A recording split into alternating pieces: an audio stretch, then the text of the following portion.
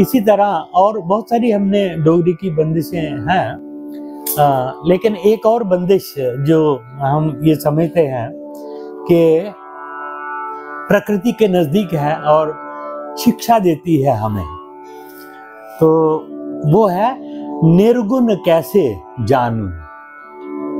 निर्गुण कैसे जानूं, निर्गुण कैसे जानूं, निर्गुण कैसे जानूं, निर्गुण कैसे जानूं। देश ना भेष रूप ना काया। अब क्या कह रहा है? निर्गुण है तो उसका ना देश ना भेष ना रूप ना काया। निर्गुण कैसे जानूं, देश ना भेष रूप ना काया। देश ना भेष रूप ना काया, लक्षण कौन बखाने। निर्गुण कह रहा, कौन लक्षण उसके बताएगा निर्गुण के? वो तो अंदर है, अंदर ही भगवान है, उसी को पहचानना है। उसके लक्षण कोई नहीं बता सकता, महसूस करने हैं, ये है। और ये बंदिश जो है ये उस्ताद अमीर खां साहब के एक प्रमुख शिष्य हुए पंडित अमरनाथ जी, जो मुझे बहुत प्यार करते थे। ये उनकी बंदिश है।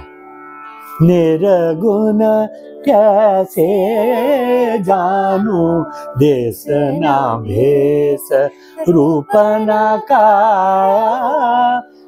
देश ना भेष रूप ना काया, लक्षण कौन बखाने। निर्गुण कैसे जाने। अब इसका अंतर है, रूप धरे मोह करे।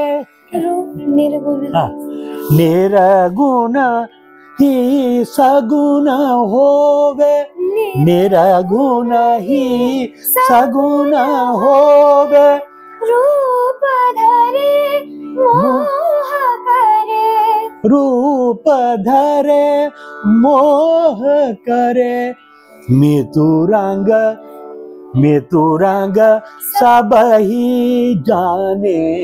निर्गुण कैसे जाने। मितुरंग उनका नाम था, पंडित अमरनाथ जी का उपनाम था।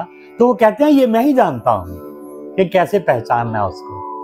अर्थात हर व्यक्ति स्वयं पहचान सकता है। तो ये मतलब ऐसी बंदिशें हैं जो प्रकृति के नजदीक हैं और एक आध्यात्मिक संदेश भी देती हैं, है ना। और ये अब आप देख रहे हैं ये गा रही है रिधिमा।